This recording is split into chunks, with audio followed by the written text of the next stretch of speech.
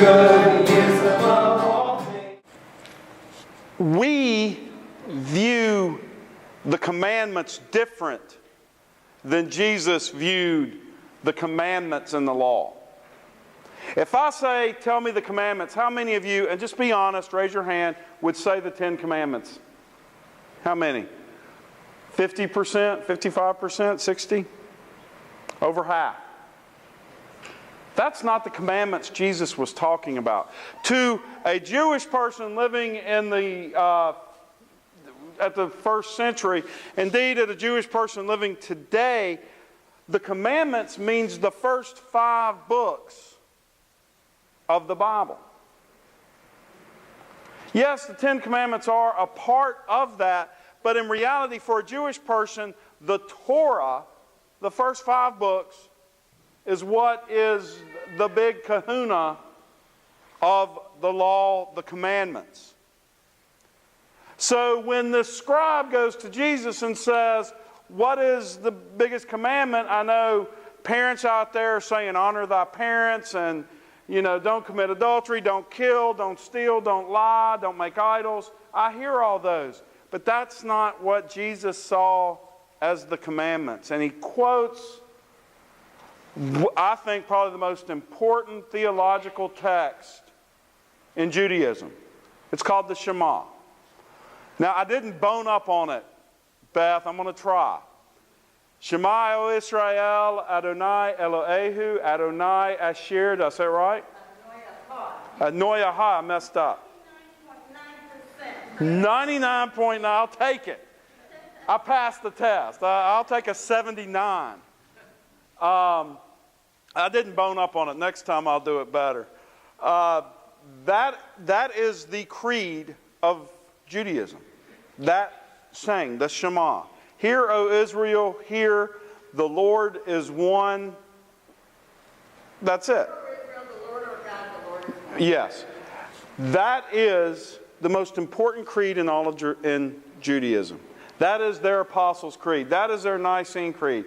That is their Jesus is Lord statement of their faith.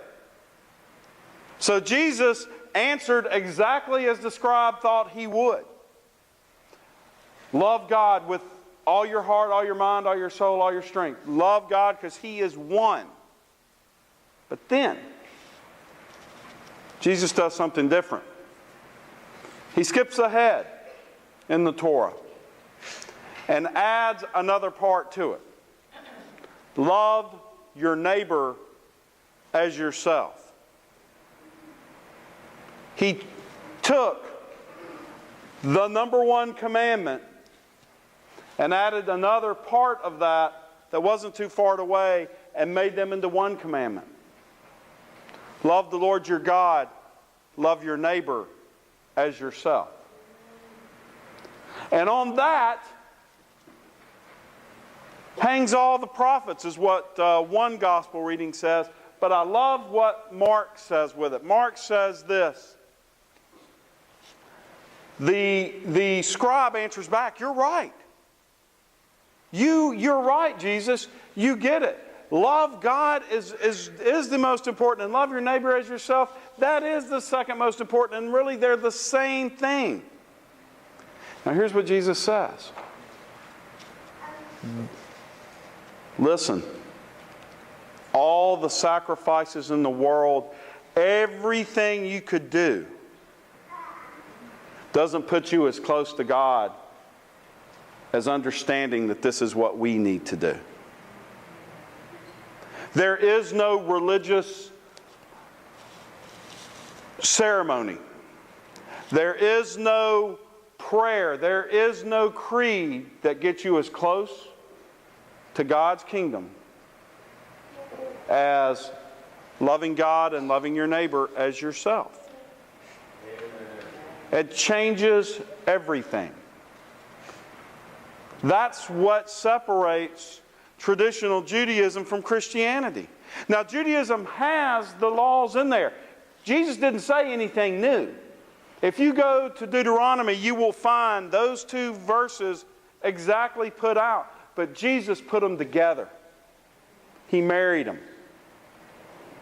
He took two and made them one and made for us a new way of living our lives. A way that, honestly, from what I've read and on Facebook, in the TV, on TV, and all the different places that you can read such things, Christians today don't take very seriously.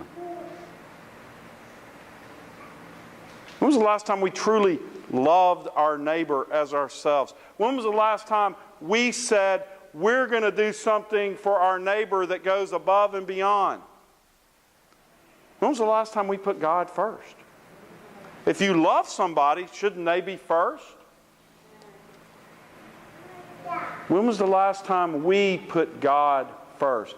When was the last time we put neighbor first? It's hard. It's hard. It's almost the impossible commandment. It's almost the impossible way to live life. Yet it's the way we're called to strive for. Now, we might not make it. We're going to fail. Every Sunday when I open up the confessions and we prepare to confess our sin, one of the things I say that our big problem is that we hurt people we love. I'm not even going into the fact we hurt our neighbors. We make ourselves the gods of our own lives. We do it every day. Thank God that God forgives those failings. Understands that in our humanity, we're going to do our best and we're not going to always make it. But the key is the struggle. The key is to reach out, show God's love, do God's love. You know, I always say this, and I live my life this way sometimes because I'm human and I fail a lot. God cares a lot less about what we do than about the things we don't do. Yeah, do y'all get that? Let me say it again. Amen.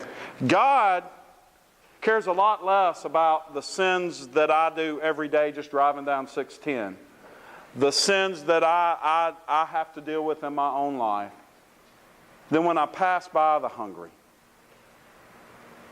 When I don't love somebody who society says I shouldn't. When I forget that we're called to be the hands of Christ first and foremost. That's what God cares about, what we do with our lives. So may we actively love God and actively love our neighbors as God calls us to. Amen. Amen.